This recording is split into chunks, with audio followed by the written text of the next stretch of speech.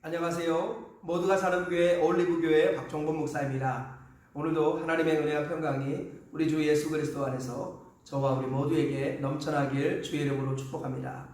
오늘은 잠언 18장 1절에서 13절 말씀에 근거해서 망하지 않는 길로 가려면 이라는 제목으로 하나님의 말씀을 전하도록 하겠습니다. 네, 솔로몬은 여러 가지 이야기를 하는데요. 결과적으로는 하나님을 의지하고 또 지혜를 의지하고 또 겸손히 살아가면 하나님 앞에 영광을 얻고 흥하게 된다. 그러나 하나님 의지하지 않고 자기 멋대로 살면 또 마음대로 살면 망하게 된다. 그런 이야기들을 말씀하고 있습니다. 이런 바탕하에서 오늘도 솔로몬이 우리에게 귀한 교훈의 말씀을 들려주고 있습니다.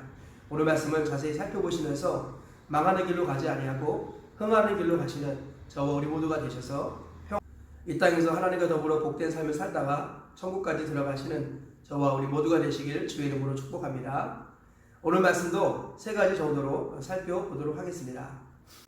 첫째로, 무리에서 갈라지는 자는 자기 소욕을 따르는 자로서 멸시와 능욕이 따라온다 라고 솔로몬이 말씀하고 있습니다. 오늘 본문 1절부터 3절까지 이렇게 말씀합니다.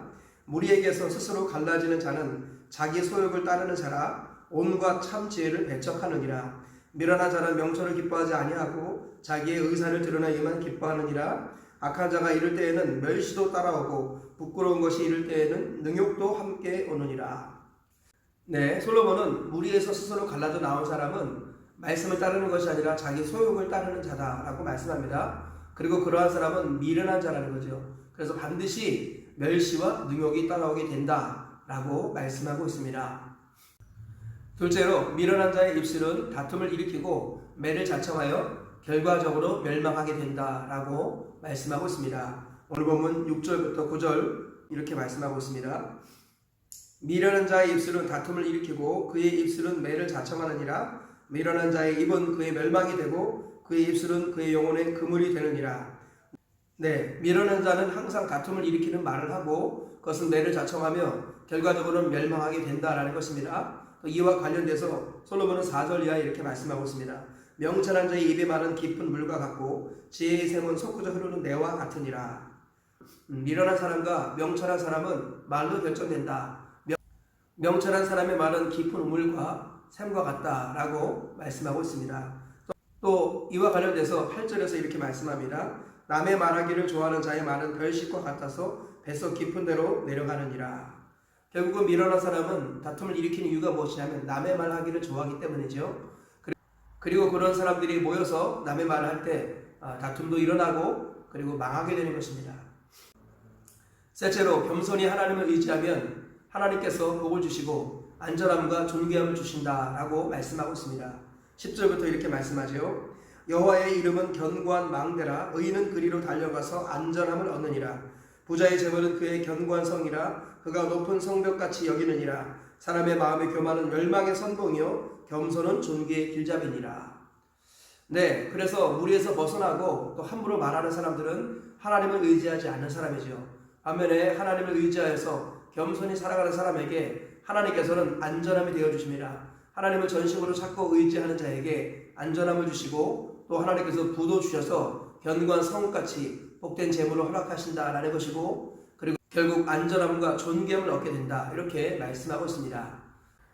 오늘 이 말씀을 통해서 망하지 않는 길로 가려면 어떻게 해야 될 것인가 라는 관점을 가지고 교훈을 살펴보도록 하겠습니다.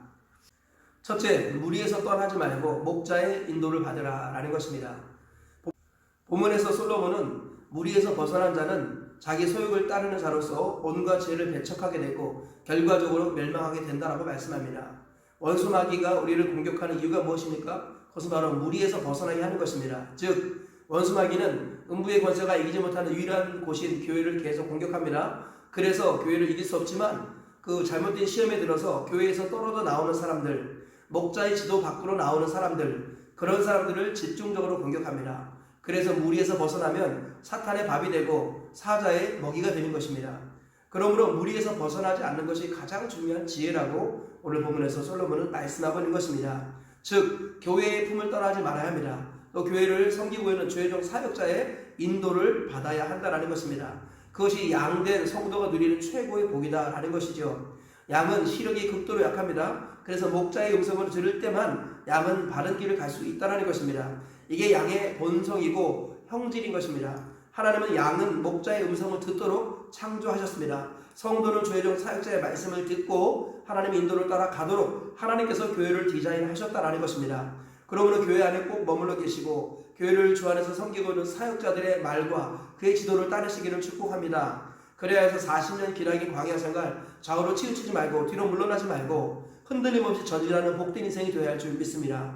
그래야 해서 선한 싸움을 싸우고 달려갈 길을 마칠 때까지 믿음을 지키고 의로우신 재판장이 준비하신 의의 면류관 얻으시는 우리 모두가 되어야 할 줄 믿습니다. 무리에서 떨어져 나가는 것은 자기의 소욕을 따르는 자고 결과적으로 온갖 지혜를 배척하여 멸망하게 된다는 이 말씀을 다시 한번 기억하시면서 교회 안에 항상 머물러 있기를 축복합니다. 교회를 섬기는 사역자의 인도를 항상 받으셔서 하나님께 천국까지 무사히 가시는 저와 우리 모두가 되시길 다시 한번 주의 이름으로 축복합니다.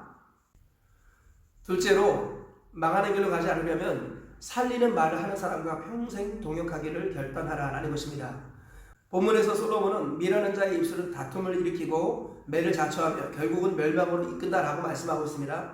그러한 미련한 사람들은 남의 말 하기를 좋아하고 그래야 해서 결과적으로 망하는 길을 걷게 된다라고 말씀하고 있는 것입니다. 그러므로 하나님의 사람이라면 이렇게 미련한 자의 입술을 가진 사람과 함께 해서는 안 되겠습니다. 미련한 다툼을 일으키고 그리고 다른 사람의 말 하기를 좋아하는 이런 사람들의 곁을 떠나야 할 것입니다.